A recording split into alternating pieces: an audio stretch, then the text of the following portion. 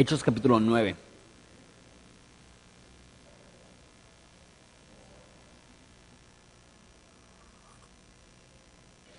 Y mientras que hayan el lugar en sus Biblias, yo voy a empezar en oración.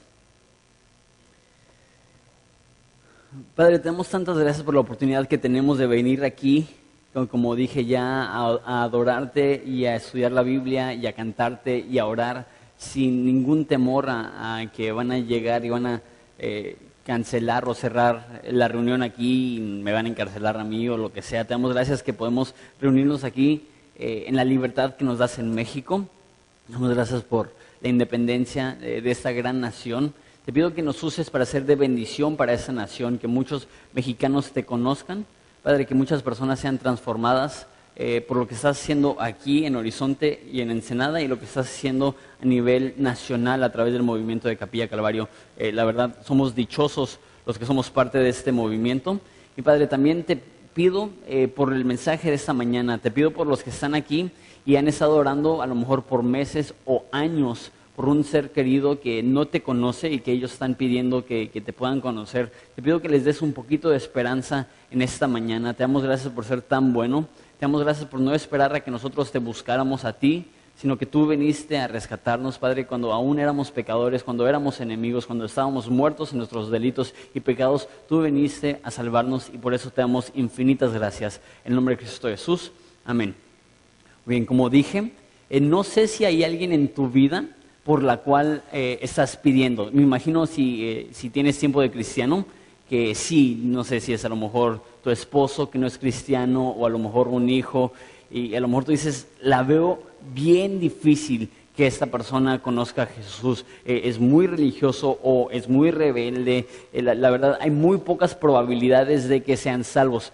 Déjate doy un poquito de esperanza. Hoy vamos a ver la salvación de un hombre que se llama Saulo. Y si hay una persona que realmente tenía pocas posibilidades y pocas probabilidades de ser salvo, era Saulo. Saulo tiene un perfil de un hombre que estaba encarcelando a cristianos, que estaba asesinando a cristianos. Nos dice Hechos 26 que estaba haciendo y provocando que personas blasfemaran. Entonces estaba llegando probablemente a la sala de cristianos, abriendo su casa, diciendo, si no niegas tu fe, te voy a meter a la cárcel, te voy a asesinar. Y dice ahí que provocó que muchos blasfemaran el nombre de Jesús. Era un hombre terrible, pero no solamente era un hombre que era un inicuo, por decirlo así, hacía cosas malas, sino que también era extremadamente religioso. Él era un judío y él observaba la ley de Moisés. Él tuvo los mejores maestros de la ley religiosos cuando era niño y todo lo que está haciendo lo está haciendo bajo la guía del sumo sacerdote. Entonces, Saulo es tanto rebelde como religioso. Entonces a lo mejor tú dices, no, mi hijo es requete rebelde. No creo que tu hijo haya asesinado a cientos de cristianos. Si lo ha hecho, lo siento mucho, pero no creo que tu hijo haya llegado a ese nivel de religiosidad, a ese nivel de rebelión. A lo mejor tú dices, no, es que, por ejemplo, mi abuelita es muy religiosa, muy de hueso colorado, no creo que ella le pueda dar su vida a Jesús. Déjate digo que no es más devota tu abuelita que Saulo era a su religión. Él era lo más devoto que podía ser. Es más, él estaba asesinando a personas en el nombre de su religión. Entonces vamos a ver esta historia. Estamos en Hechos capítulo 9. Aquí va a cambiar un poquito el énfasis de Hechos. Realmente, obviamente, el protagonista de toda la escritura es Jesús, pero si puedes decirlo así, el subprotagonista de Hechos ha sido Pedro. Pero a partir de esta historia, a partir de este capítulo, el protagonista principal, obviamente después de Jesús, va a ser Saulo. Entonces vamos a ver hoy la historia de su conversión. Dice así, versículo 1. Saulo, respirando aún amenazas y muerte contra los discípulos del Señor, vino al sumo sacerdote y le pidió cartas para las sinagogas de Damasco, a fin de que si hallase algunos hombres o mujeres de este camino, los trajese presos a Jerusalén. Varias cosas aquí. Lo primero, obviamente ya vimos Saulo, y nos ha dicho pocas cosas hasta ahorita. Lucas, el autor de Hechos, nos ha dicho uno, que fue un hombre que estaba presente en el asesinato de Esteban. Y de hecho, más que presente, le trajeron las ropas de Esteban después de haberlo asesinado. Se las trajeron a Saulo. Eso nos da a entender que no solamente estaba presente, sino que probablemente Saulo fue el encargado del primer asesinato en la historia de la iglesia. Él fue el encargado de matar al primer mártir de la iglesia primitiva. Entonces, por eso podemos ver que obviamente es un hombre muy violento, pero no solamente nos comenta eso Lucas, que estaba presente en la muerte de Esteban, sino que nos comenta que él fue el encargado de esparcir a toda la iglesia en Jerusalén por todo el mundo, que él fue tan violento, tan agresivo, que todos los cristianos que estaban en Jerusalén, salvo los apóstoles, fueron dispersados. Ya no podían vivir ahí porque ya no podían tener la libertad para adorar. Entonces, él fue un líder tan bueno que hizo lo que ni aún el sumo sacerdote pudo hacer. Les recuerdo que el sumo sacerdote también quería terminar con los cristianos y él no pudo. Él intentaba combatir en contra del cristianismo y el cristianismo solo crecía y crecía y crecía. Pero llega Saulo y él literalmente acaba con la iglesia en Jerusalén. Es un hombre temible, es un hombre que sería como un terrorista para los cristianos, sería a lo mejor como Hitler para los judíos en los 30 y 40, sería a lo mejor como Osama Bin Laden hace 10 años, o a lo mejor el más reciente, no sé si conocen a José Kony de África, personas que son muy temidas, personas que son muy agresivas, que aún su nombre causa temor en las personas. Este hubiera sido Saulo y ha llegado a tal grado su persecución de cristianos que aquí nos dice que va a ir a Damasco. Damasco ni siquiera está dentro de la nación de Israel. Es más, Damasco está como a 250 kilómetros de Jerusalén, está en una distancia algo grande. Entonces, algunos comentaristas especulan, y yo estaría de acuerdo con ellos, que Saulo ya fue a todas las ciudades principales de Israel y ya ha perseguido a todos los cristianos en ese lugar. ¿Se imaginan la rabia que tiene este hombre en contra de los cristianos? Y lo dice ahí, mira, versículo 1 dice, respirando aún amenazas y muerte contra los discípulos del Señor. Ahora, esta frase, respirando amenazas y muerte, puede significarse que no sé si alguna vez te has enojado tanto que estás como que respirando profundo, respirando fuerte, así, suspirando. A lo mejor significa eso, que es tanto el enojo que cuando está respirando se le nota el odio que tiene por los discípulos. O puede ser cuando dice que está respirando amenazas y muerte, que quiere decir que eso para él es su aliento, que eso para él es su respirar. Déjate leer lo que dice el diccionario Vines acerca de eso. Dice, se utiliza esta palabra indicando que las amenazas y la matanza eran, por así decirlo, los elementos que Saulo inhalaba y expelía eran su aliento. Entonces yo creo que está diciendo ahí que esto para Saulo no era un pasatiempo, era una pasión, era lo que a él le alimentaba, lo que él quería hacer. Saulo se dedicaba únicamente a perseguir, matar y encarcelar a cristianos. Un hombre terrible. Mira lo que hace, versículo 1 todavía, vino al sumo sacerdote y le pidió cartas para las sinagogas de Damasco, a fin de que si hallase algunos hombres o mujeres del camino, los trajese presos a Jerusalén. Algo que quiero notar, como dije al principio, todo lo que hace Saulo lo hace por devoción religiosa. Él está yendo al sumo sacerdote que hubiera sido el líder religioso de Jerusalén y está diciendo, necesito tu permiso, necesito tu autoridad para poder ir a traer presos a los discípulos de Damasco. Y una cosa más que quiero notar acerca de este pasaje, en versículo 2, dice, a fin de que se hallase algunos hombres o mujeres de este camino. Los cristianos originalmente no se llamaban cristianos, se llamaban los del camino.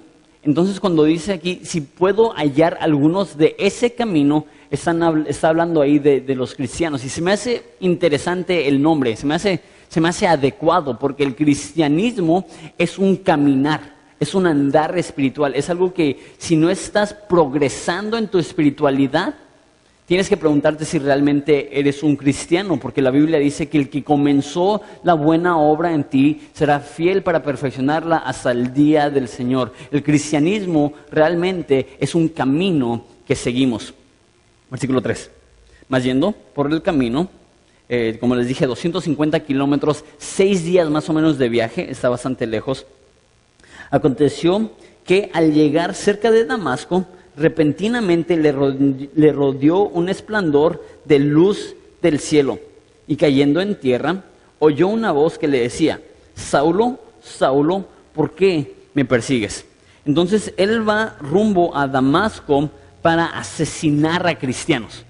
¿Y qué es lo que pasa? Llega una luz y los sorprende.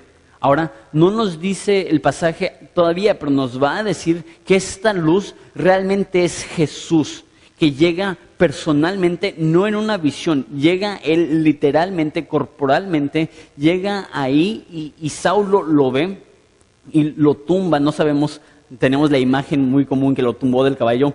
No menciona ningún caballo, no sabemos si hay un caballo ahí, pero lo que sí sabemos es que fue algo tan impactante que cayó al piso Saulo y empiezan a tener una conversación.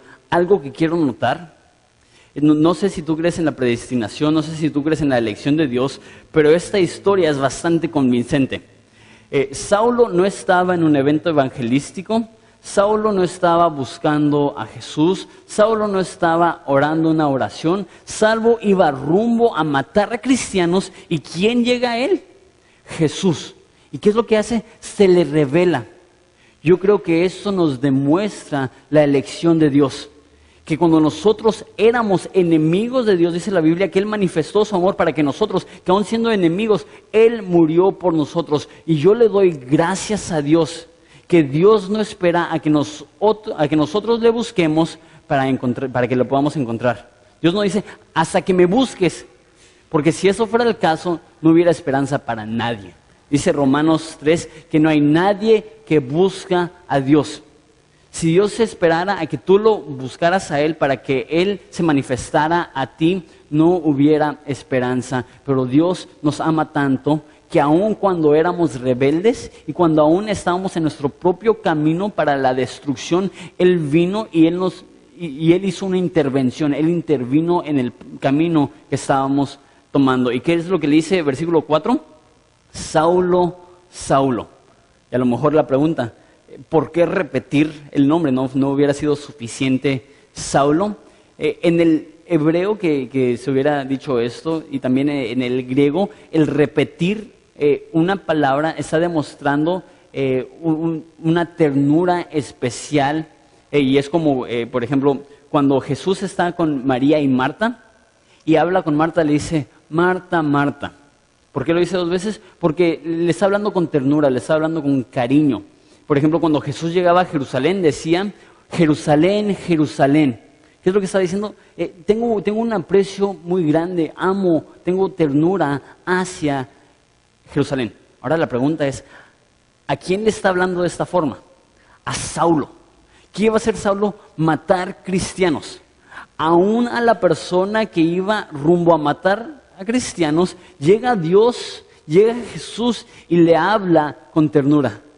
Eso me dice mucho del carácter y la naturaleza de Dios. A lo mejor tú ahorita estás viviendo en rebelión absoluta. A lo mejor a ti te vale totalmente lo que dice Dios, lo que quiere Dios, lo que Dios te ha llamado a hacer. Tú quieres hacer lo que a ti te pega la gana. Déjate digo eso, Dios no te ha dado la espalda a ti. Y cuando tú tengas una interacción con Dios, Él no va a llegar con odio para destruirte, Él va a llegar con cariño para salvarte.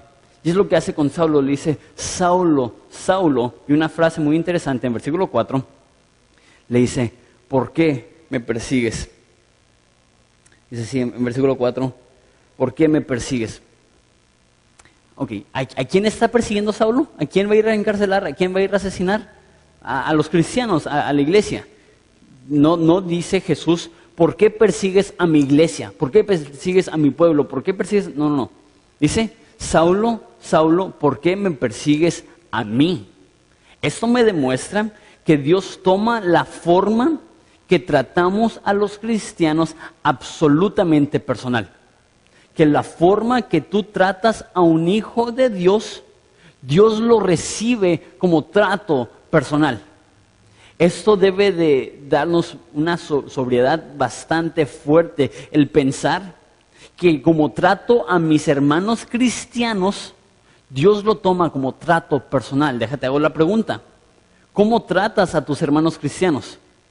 Porque maltratar a los cristianos, abusar de un cristiano, lastimar a un cristiano, realmente es atacar, lastimar y abusar de Jesucristo. Esto debería de causar en nuestro corazón una seriedad de cómo tratamos a nuestros hermanos cristianos. Dice en Gálatas 6 que debemos de tratar a todos bien, pero mayormente a los de la familia de la fe. Si hay cristianos, debemos de hacer todo lo posible por tratarlos bien, porque maltratarlos es ir directamente en contra de Jesús. Pero también déjate digo eso, hay personas aquí que no son los agresores, son las víctimas. Que a lo mejor tú como un cristiano no has sido el que has estado atacando. La verdad es que la mayoría de nosotros hemos maltratado a cristianos, pero también hay personas aquí que han sido maltratadas. ¿Qué es lo que dice Jesús? Jesús dice, la forma que te están tratando a ti es la forma que me están tratando a mí también. Tenemos un Dios que se pone en nuestro lugar y siente nuestro dolor, llora nuestras lágrimas, siente nuestras pérdidas. Dice Hebreos que tenemos un sumo sacerdote que se puede compadecer de nosotros porque fue tentado en todas las áreas como nosotros, pero sin pecado. El cristianismo es la única religión que ofrece un Dios que se puede compadecer del ser humano, que dice, lo que tú sientes, yo lo he sentido. Dios tiene no solamente simpatía, sino empatía. ¿Sí saben la diferencia? Simpatía es cuando alguien pasa por una cosa difícil que tú dices, lo siento, me duele, estoy triste por ti, pero realmente no tienes ni la menor idea de cómo se siente esa persona. Entonces, por ejemplo, si alguien llegara a mí y me dijera, ¿sabes qué, Jonathan? Me acaban de encontrar cáncer. Yo le diría, eso es terrible, te amo, estoy orando por ti, ¿qué puedo hacer para servirte? Pero realmente no puedo tener empatía porque yo nunca he tenido cáncer. Sin embargo, si alguien llega y me dice algo que yo también ya he pasado, no solamente tengo simpatía, me siento mal por lo que estás pasando, sino que tengo empatía, sé cómo se siente, lo he vivido. Jesús es el único Dios que puede empatizar. ¿Por qué? Porque si tú fuiste maltratado o si tú eres maltratado, adivina qué, también Jesús fue maltratado, también Jesús fue abusado. Jesús sabe lo que se siente. Cuando pasamos por momentos de dificultad, Él es el único que puede decir, no te dejaré ni te desampararé. Él es el único que puede decir, soy el Dios de todo consuelo. Él es el único que puede decir, no los dejaré huérfanos, les enviaré ayuda. Qué gran Dios servimos, que aún en nuestra dificultad Él está ahí presente. Entonces Saulo está atacando a la iglesia y Jesús le dice, ¿por qué me persigues a mí? Versículo 5. Él dijo, ¿quién eres, Señor? Y Jesús le dijo, yo soy Jesús a quien tú persigues. Dura cosa te es dar coces contra el aguijón. Entonces Saulo está viendo a Jesús y dice, ¿quién eres, Señor? Nota que usa la palabra Señor, dando a entender, no sé quién eres, pero se nota que tú tienes control, que tú tienes autoridad. Tú eres el que estás brillando y yo soy el que estoy en el suelo. ¿Quién eres, Señor? Algo que nos demuestra eso también es que Saulo no tenía ni la menor idea de lo que estaba haciendo. Él estaba atacando a la iglesia y él estaba persiguiendo a la iglesia en ignorancia. Déjate digo esto, hay dos tipos de rebelión. Hay rebelión que está basada en ignorancia y hay rebelión que está basada en desobediencia. Una es que ni siquiera sabes lo que es correcto, simplemente estás siguiendo lo que tú piensas que es correcto, y otra es que sabes lo que es correcto y te vale. Lo que tenía Saulo es que era una rebelión en ignorancia, pero digo esto, puedes ser devoto, puedes ser sincero, puedes estar comprometido, pero de nada te sirve si no estás devoto o comprometido con algo que es correcto.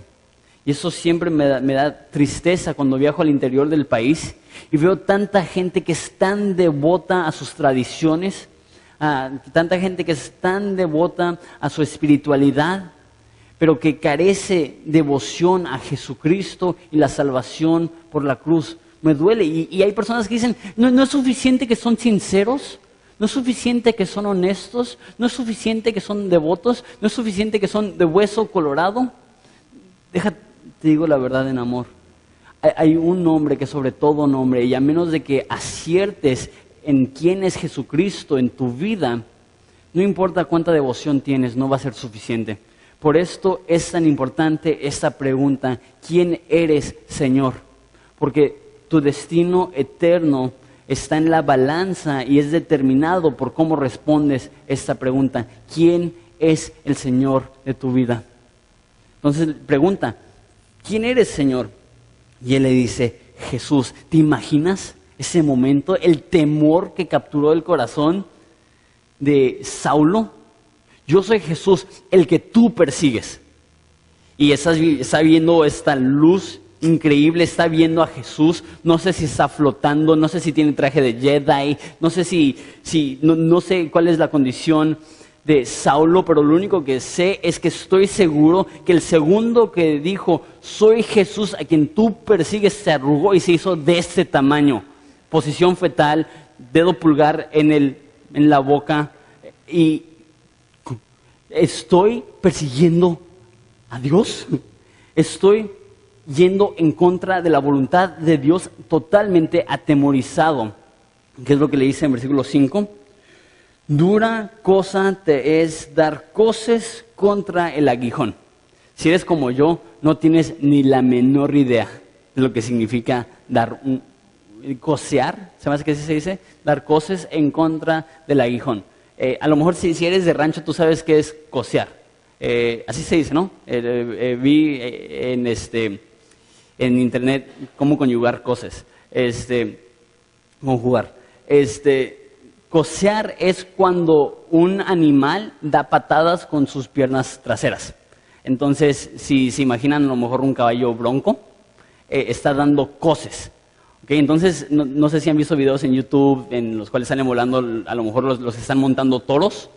Están saliendo volando porque están dando coces los toros. Es una patada muy violenta. Y el aguijón era un palo largo que usaban los del rancho, los que tenían sus ganados.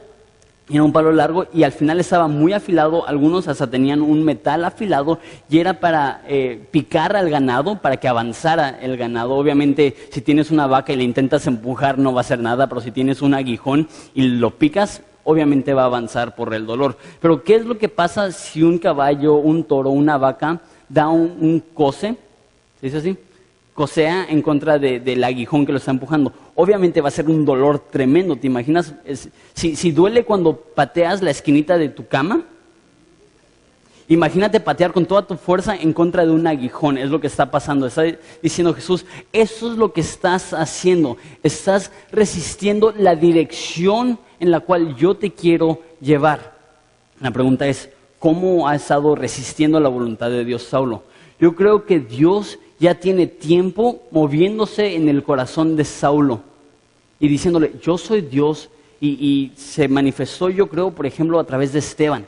¿Recuerdan la historia de Esteban? Están atacando a Esteban y de repente su rostro empieza a brillar como ángel.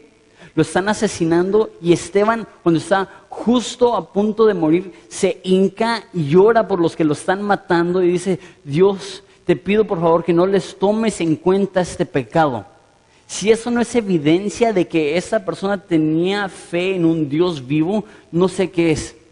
Él ha asesinado probablemente a cientos de personas que han muerto fielmente por su fe. Y que les ha dicho, si quieres vivir tienes que renunciar tu fe. Y ellos dijeron, mátame, pero jamás voy a renunciar la fe de aquel que me amó y dio su vida por mí. ¿Te imaginas? Él tuvo muchísimas evidencias, pero ¿qué es lo que hizo? Se estaba resistiendo, estaba dando patadas, estaba dando coces en contra del aguijón. Digo esto, cuando vas en contra de la voluntad de Dios, el único que se va a lastimar eres tú.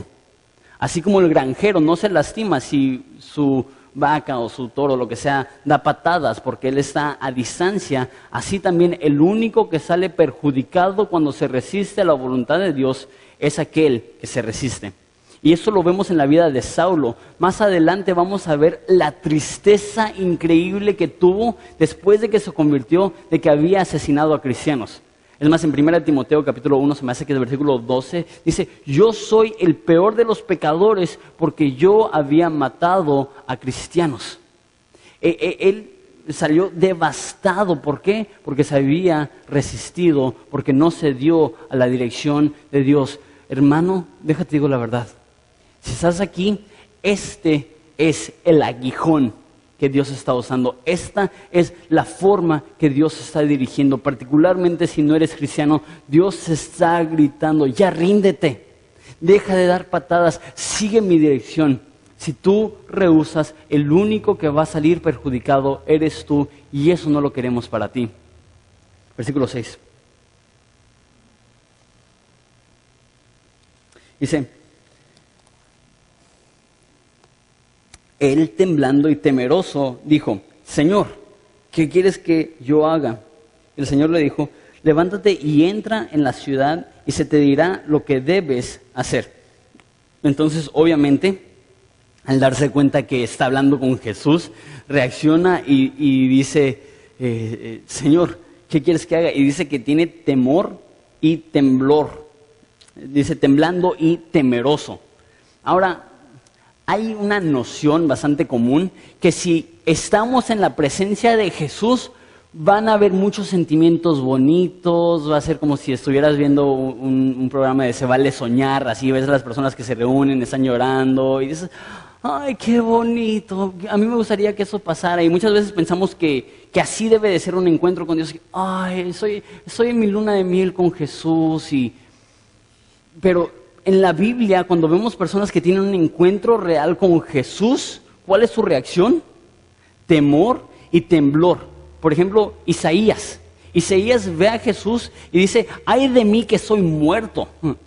Está diciendo, no sé si voy a sobrevivir, ver a Jesús. ¿Qué tal Juan el apóstol en Apocalipsis cuando lo ve? Dice, y caía a sus pies como muerto. Ve a Jesús y fue algo tan extremo, algo tan grande que su corazón y su cuerpo se llenó de temor y terror y cayó como muerto ante el piso, ante Dios en el piso. Eso es lo que pasa con él. Dice que tiene temor y está temblando y le dice, Señor, ¿qué quieres que yo haga? ¿Sabes cuál es la forma de saber si has tenido un encuentro real con Jesús? Porque muchas personas dicen, no, es que tuve un encuentro espiritual. Hasta hay eventos que se llaman encuentros espirituales. ¿Quieres saber si realmente has tenido un encuentro espiritual con Jesucristo? Haces esta pregunta, Señor, ¿qué quieres que yo haga? Una persona que ha visto realmente a Jesús tiene una reacción lógica y eso es decir, tú eres Dios, yo no. Tú estás en control, yo no. Tú eres la autoridad suprema, yo no. ¿Qué quieres que haga? Si tú todavía estás llegando a Dios diciendo, yo quiero que tú hagas esto, está demostrando que realmente no has visto a Jesús. Porque si ves a Jesús, tu tono de voz cambia. Y a veces hasta se nota en las oraciones, como a veces andamos mandándole a Jesús, como si nosotros tuviéramos el control. Un amigo mío, Jaime Food, pastor, dice, óyeme, si ni a tu mesero le hablas así. Y muchas personas le hablan a Dios con una autoridad. Yo quiero que tú hagas eso. Una persona que realmente ha visto a Dios dice, no, tú dime lo que quieres que haga. Yo no soy nadie para mandarte a ti. Una persona que ha visto a Jesús se sujeta en obediencia a la voz de Dios. Le dice, y el Señor le dijo, levántate y entra a la ciudad y se te dirá lo que debes de hacer. Y si va a entrar a la ciudad y vemos su obediencia y vemos lo que dije, que una persona que ha visto a Dios se sujeta a la voluntad de Dios. C.S. Lewis dijo lo siguiente, y es una cita bastante fuerte, pero así son los autores más viejitos. Él dijo, hay dos personas en el mundo. Las personas que le dicen a Dios, hágase tu voluntad, y las personas a las cuales Dios les dice, hágase tu voluntad. Todos los que Dios les dijo, háganse su voluntad, están en el infierno. Es como que, oye, está muy fuerte esa cita, y hasta personas que están así como que, ay, no, pero es real. Hay dos tipos de personas. Aquellos que son los que le dicen a Jesús, Jesús, hágase tu voluntad en mi vida, yo quiero ser un siervo por amor a ti. Y hay aquellas personas que dicen, no, no, no, Jesús, yo quiero que se haga a mi manera. Y Jesús dice, va, hágase a tu manera. Y el resultado siempre es negativo. Entonces le dice Jesús a Saulo, levántate y entra en la ciudad y se te dirá lo que debes de hacer. ¿Notan? Que Dios no le da todos los detalles de su vida cristiana. Normalmente queremos que Dios nos diga todos los detalles. Dios, ¿qué quieres que haga? Ok, quiero que salgas de aquí y a las 2:05 vas a ver a una persona, se va a llamar Alberto, los vas a saludar, les vas a decir Jesús te ama, y queremos detalles. Y en noviembre del 2017 vas a conocer a tu pareja, y 2019 vas a tener tu primer hijo, y queremos así detalles casi como si Dios fuera un lector de manos o si tuviera su bola de cristal. Lo que yo he visto es que rara vez Dios da detalles a largo plazo. Normalmente lo único que da es el siguiente paso. Normalmente Dios no te da detalles a largo plazo, normalmente solamente te da lo que debes de hacer hoy. Y algo que he notado en consejerías es que llegan personas y ya saben lo que deben de hacer. Llega y dice, mira, Jonathan, mi matrimonio está súper mal, mi esposa y yo estamos a punto de divorciarnos, ¿qué debemos hacer? Pues, ¿has estado leyendo la Biblia? Sí, ¿y qué te ha mostrado Dios? Pues que necesito ser paciente, que necesito amarla, que necesito tratarla bien. Ajá, ¿y? Pues no, pues yo vine a consejería matrimonial. No, pues tú ya sabes lo que debes de hacer. Entonces, tú ya me estás diciendo perfectamente qué es lo que debes hacer. ¿Qué es lo que te falta? Obediencia. Muchas veces nos falta obediencia, regresando a mi primer punto, porque no hemos visto claramente a Jesús. Jesús normalmente te da el próximo paso a seguir. Para muchos de ustedes eso es borrar de ese contacto. Para muchos de ustedes es ya no ir a hablar con esa exnovia. Para muchos de ustedes es ya cortar con esa mujer o ese hombre que tú sabes que no es cristiana, que no te está ayudando, que te está alejando de las cosas de Dios.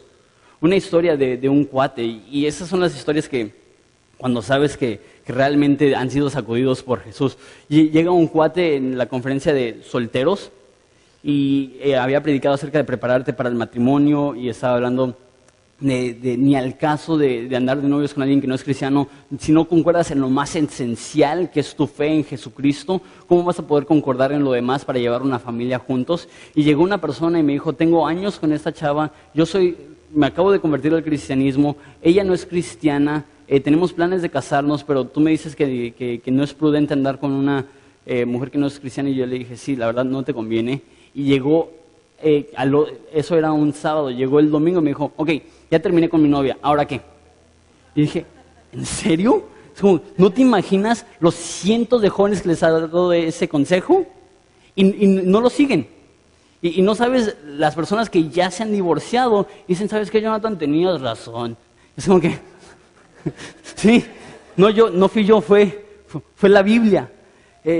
Y esa persona llegó, inmediatamente obedeció lo que dice la Biblia, que un cristiano no debe andar en yugo desigual. Dije, wow, qué padre. Y esa persona se sigue discipulando, esa persona ahorita está en un grupo en casa. Esa persona realmente tuvo un encuentro con Jesús. ¿Por qué? Porque él dijo, Jesús, hágase tu voluntad. ¿Qué es lo que yo quieres que haga? Y cuando Dios le habló, le obedeció. Versículo 7.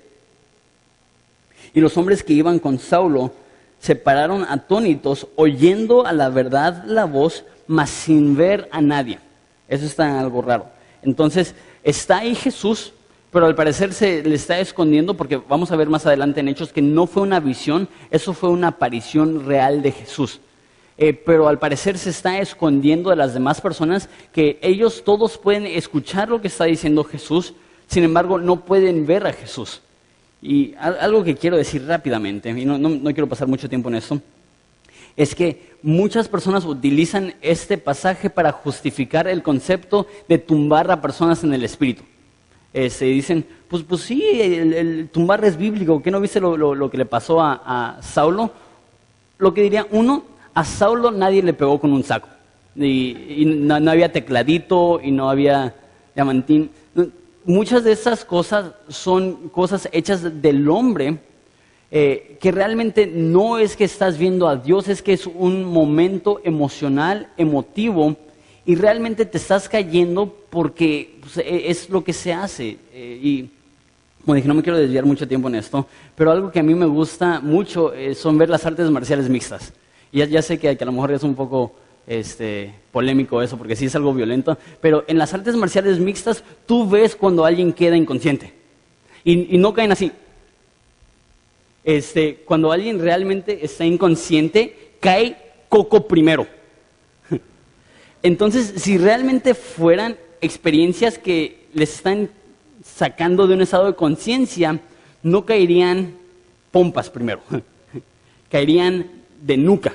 ¿Y por qué no pasa? Porque realmente, y muchas personas me han dicho, sí, yo salí de esa iglesia y realmente cuando me tumbaban, pues veía a los demás en el suelo y no quería ser el único parado, así como entonces me dejé caer. La mayoría de veces es eso. Sí hay personas que se caen en la Biblia, pero nunca personas, en ninguna página de la Biblia vas a ver un humano que tumba a otro humano. La única excepción es una historia que ya vimos y es la historia de Pedro con Ananías y Zafira. Esa es la única ocasión en la cual un hombre tumba a otro ser humano, y para los que no se acuerdan de esa historia, murieron. Entonces, no sé si quieras que te tumbemos aquí en Horizonte. Continuamos. Entonces Saulo, versículo 8, se levantó de tierra y abriendo los ojos no veía a nadie. Así que levantándole por la mano, le metieron a Damasco, donde estuvo 3 días sin ver y no comió ni bebió. Entonces se levanta y no ve nada, está ciego y las personas lo llevan a Damasco, al parecer ya estaban muy cerca. Yo creo que Dios hizo esto para demostrarle a Saulo en el ámbito espiritual lo que ya estaba, en el ámbito físico, lo que ya estaba pasando en el ámbito espiritual. Saulo ya estaba ciego. ¿Por qué? Porque él estaba persiguiendo a cristianos, ve a Jesús y dice, ¿quién eres? No conocía a Jesús. Él espiritualmente estaba ciego, él espiritualmente estaba muerto, y yo creo que lo que Dios hizo es, déjate enseño cómo se siente eso en el ámbito físico para que entiendas tu realidad espiritual. Entonces él queda ciego y lo llevan a Damasco y dice, en versículo 9, que no comió ni bebió. Es muy interesante. No sé cuánto tiempo tienes de cristiano, pero me imagino que has ayunado algún tiempo, no sé, una semana, un día. Pero ayunar realmente no es muy difícil. Pasar 3 días sin comida no es... Sí, sé que algunos de ustedes están como que, no, ni 3 horas sin comida, me muero. Pero realmente pasar 3 horas sin comida no es muy difícil. Déjate digo lo que sí es muy difícil. Pasar 3 días sin agua, eso está cañón. Eso sí, yo jamás he pasado más de un lapso, no sé, de 6 horas, 12 horas despierto sin agua. Ahora imagínate 3 días completos sin agua. ¿Por qué? Yo creo que él no podía superar lo que había pasado. Yo creo que él todavía estaba temblando de miedo. Reitero, así debe ser una experiencia con Jesucristo. No es algo así, ay, qué bonito me siento, es que vi a Dios y no me mató. Y de hecho hay ocasiones como esta en las Escrituras, como Daniel. Daniel, cuando ve una visión de Dios, no come y ni siquiera se baña por 21 días. A lo mejor tú dices 21 días, eso no es nada, ya llevo un mes. 21 días sin comer y sin bañarse. ¿Por qué? Porque estaba tan sacado de onda. Vi una imagen de Dios, vi una visión de Dios. No merezco vivir y ni siquiera podía comer a gusto. Has estado tan sacado de onda que ni siquiera puedes comer, que ni ganas tienes de bañarte. Por 21 días estuvo así. ¿Por qué? Porque vio una visión de Jesús. Como les dije, Isaías cae como muerto. Juan el apóstol siente que se está muriendo. Me pregunto si hemos distorsionado tanto quién es Jesús, que nos olvidamos que Jesús realmente es alguien que si realmente lo viéramos, acabaría con nuestra vida. Nos destruiría, sería algo imposible de, ok, tuve un encuentro con Jesús donde están 2 o 3 reunidos en su nombre, ahí está el Señor, perfecto, ¿qué vamos a comer? No, cuando una persona realmente tiene un encuentro con Jesús, es como que, ok, dame un tiempo a solas, déjalo proceso, esto fue algo extraordinario. Versículo 10.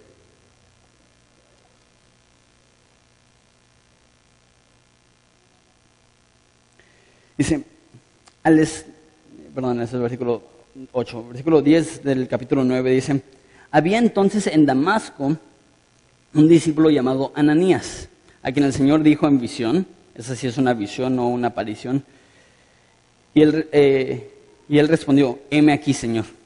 Y el Señor le dijo, levántate y ve a la calle que se llama Derecha y busca en casa de Judas uno llamado Saulo de Tarso, porque he aquí, él ora y ha visto en visión a un hombre llamado Ananías, que entra y le pone las manos encima para que recobre la vista. Entonces está Ananías, no nos cuenta nada acerca de Ananías y la Biblia no vuelve a mencionar a Ananías después de esto. ¿Quién es? ¿Quién sabe? Es un cierto discípulo. ¿Qué es lo que sabemos? Está orando y se le aparece Dios. ¿Y qué es lo que le dice? Ve y ora por Saulo. Les digo, Saulo era como tipo Hitler, como tipo Osama Bin Laden, como tipo José Coni, a lo mejor, si se pueden imaginar, tipo el Chapo Guzmán. Entonces, imagínate que tú sabes, que yo sepa, el Chapo Guzmán no tiene nada en contra de los cristianos, pero vamos a decir que sí lo tuviera, y que llega el Chapo Guzmán a Ensenada a matar a cristianos. Y tú estás en tu casa orando, Dios, gracias por esos alimentos, y de repente ves una visión que te dice, ve y ora por el Chapo Guzmán. Está con todo su convoy ahí en la primera. Ve y impone manos sobre él, cierra tus ojos, y me imagino que cualquiera de nosotros diría, Señor, ¿seguro que eres tú? ¿Sabes qué? Hay un chavo, tiene 2 semanas de cristiano, vive aquí a 3 casas, ¿seguro que no te equivocaste de casa? Y de hecho algo así dice, versículo 13, entonces Ananías respondió, Señor, he oído muchas cosas acerca de este hombre. ¿Cuántos males ha hecho a tus santos en Jerusalén? Y aquí tiene autoridad de los principales sacerdotes para prender a todos los que invocan tu nombre. En otras palabras, ¿quieres que me muera? Voy a ir, me va a matar Saulo. ¿Eso es lo que quieres? Va, pero ¿sí lo conoces? Es como que, ¿qué tipo de conversación tienes con Dios? El Señor le dijo, ve, porque instrumento escogido es este. Qué padre, ¿no? Hablando de Saulo. Para llevar mi nombre en presencia de los gentiles y de reyes y de los hijos de Israel. ¿Cuántos de ustedes quieren que Dios diga esto de ustedes? Dios quiere que yo sea un instrumento escogido para llevar su nombre a muchos, a reyes, al pueblo de Israel. Nos encanta, ¿no? Y qué bueno que nos encante ese concepto. Dios me ha escogido y me ha elegido para cumplir con su voluntad, para cumplir con el llamado que Él me ha dado. Nos fascina ese concepto, pero muchas veces no leemos el siguiente versículo. Porque yo le mostraré cuánto le es necesario padecer por mi nombre. Entonces es muy fácil, sí, amén, hermano, yo quiero ser un instrumento escogido. Y, no, siempre no, mejor no. Si dice que tengo que padecer, no.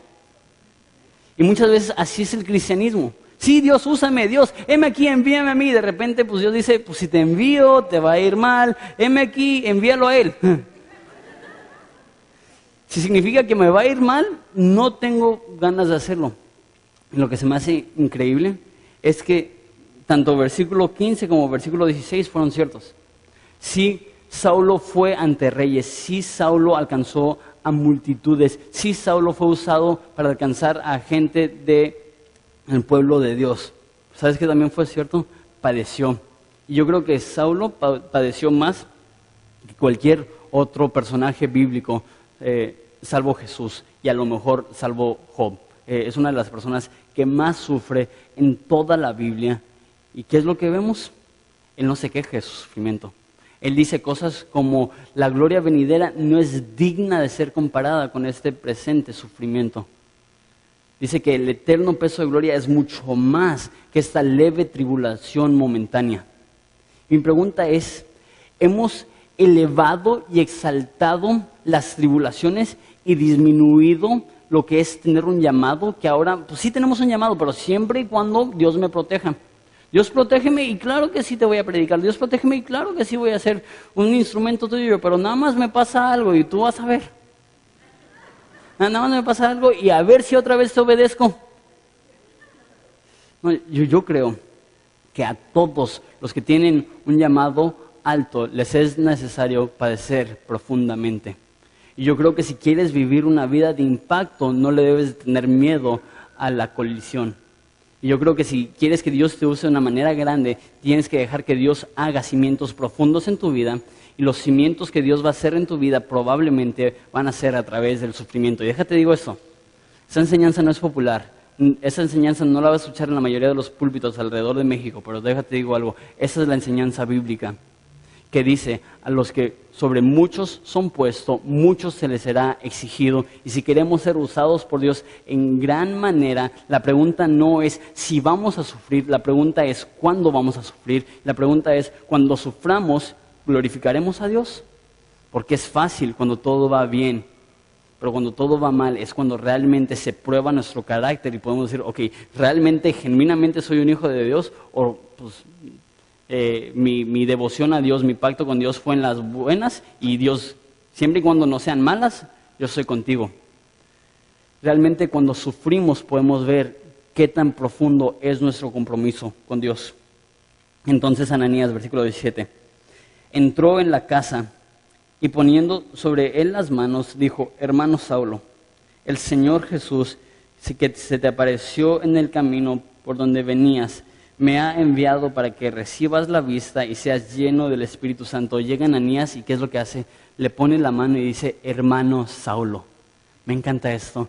No solamente lo recibe Jesús, no solamente Jesús recibe a Saulo, sino que también los cristianos reciben a Saulo. ¿Qué es lo que dicen? Hermano. Una persona que hace 3 días era un enemigo. Una persona que hace 3 días probablemente era el enemigo más grande de los cristianos. ¿Y ahora qué es? Un hermano. Y ahora, la frase hermano es una que se usa muchísimo y más en el ámbito cristiano, porque somos pésimos para acordarnos de nombres. Siempre es, ¿qué onda hermano? ¿Cómo estás hermano? ¿Cómo estás hermana? Y aún, ahorita se está usando más, por ejemplo, el decir bro o brother, que es inglés hermano, por si no sabían.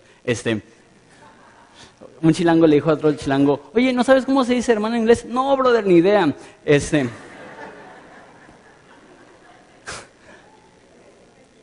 Pero esta frase se usa muchísimo, de nada más, ¿qué onda hermano? ¿Cómo estás? Pero en ese entonces no era socialmente aceptado que le dijeras a alguien que no era tu hermano, porque legalmente las propiedades iban atadas, iban vinculadas a la familia. Entonces, si yo estoy diciéndole a todos, ¿qué onda hermano? ¿Qué onda hermano? ¿Qué onda hermano? Si yo muero, van a decir, ¿realmente era su hermano? Porque si es su hermano, le corresponde parte de su herencia. Y si no es su hermano, si me voy a entender, entonces era socialmente inaceptable llamar a alguien que no era tu hermano, hermano. Él llega y ¿qué es lo primero que le dice a Saulo? Hermano Saulo. ¿Te imaginas cómo se sintió Saulo? Diciendo, yo venía a matarte, yo venía a encarcelarte y ahora tú me tratas a mí como un hermano, tú estás orando por mí. Qué diferente es este cristianismo que el cristianismo hostil y agresivo que muchas veces se ve hoy en día. Que seamos como Ananías, que podamos llegar a aquellos que son nuevos creyentes y no juzgarlos por sus muchas fallas, pero aceptarlos como un hermano en Cristo, sabiendo que el que empezó la buena obra en ellos será fiel para perfeccionarla hasta el fin. Versículo 19, y aquí terminamos. Y habiendo tomado alimento, recobró fuerzas, estuvo Saulo algunos días con los discípulos que estaban en Damasco. Termino como empecé. ¿Por quién estás orando? ¿A quién estás pidiendo, Dios, salva a esa persona? Te digo, si Dios pudo salvar de esta manera a este hombre, yo creo que hay esperanzas para cualquier hombre.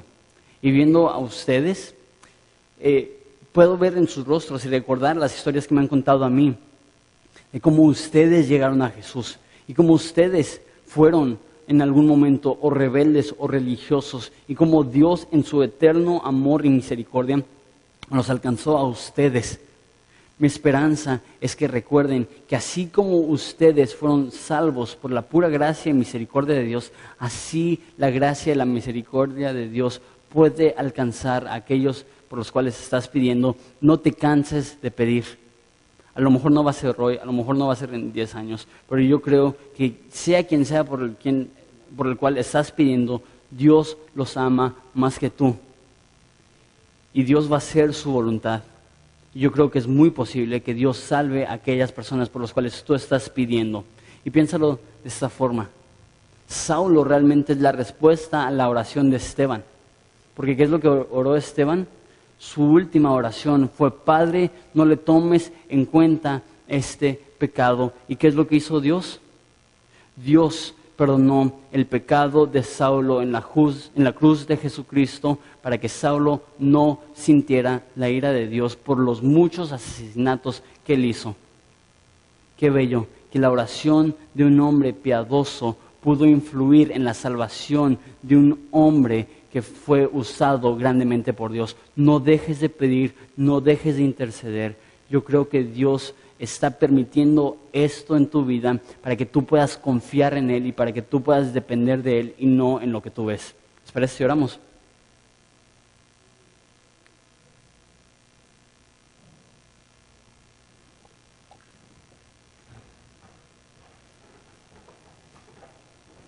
Padre, te damos tantas gracias por esta historia y por todas las historias que hemos visto en Hechos.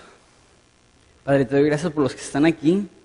Y para ellos este domingo ha sido esa experiencia en el desierto, que te han visto, te han oído, y a lo mejor hasta tienen miedo y dicen: no puede ser, tanto tiempo me he resistido a la voluntad de Dios. Padre, te pido que les des la humildad en este momento para que ellos se puedan arrepentir de sus pecados, para que ellos se puedan seguir en obediencia.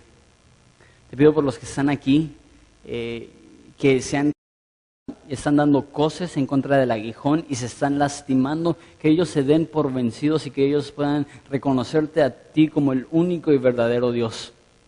Te pido por los que están aquí, que están cansados porque tienen meses o a lo mejor años pidiendo por un miembro de su familia, un amigo, que conozcan a Jesús. Padre, sabemos que tú eres soberano y Padre, sabemos que tú eres el que eliges. Entonces, Padre, te estamos rogando en este tiempo que los elijas, que ellos no se rehúsen, que ellos no te nieguen, porque Padre, no creo que tú eliges a alguien que no te va a recibir. Entonces, Padre, te pido que tu predestinación y nuestra responsabilidad se unan en armonía, que podamos orar por aquellos que necesitan conocerte, pero que también podamos predicarles a aquellos que necesitan conocerte, y que tú hagas una obra en su corazón, que tú los atraigas a ti. Te doy gracias por lo que estás haciendo en Horizonte. Te doy gracias por las 17 personas que se bautizaron la semana pasada. Te doy gracias por las casi 70 personas que se han bautizado en los últimos 2 años. Te damos gracias por lo que estás haciendo aquí en Horizonte. Te pido que sigas haciendo tu obra a tu manera, a tu tiempo, y que nosotros digamos, como dijo Saulo: Señor, como tú quieras, hágase tu voluntad. Padre, ¿qué es lo que quieres que hagamos nosotros? Te damos gracias por ser tan bueno, y es en tu nombre precioso que pedimos esto. Amén.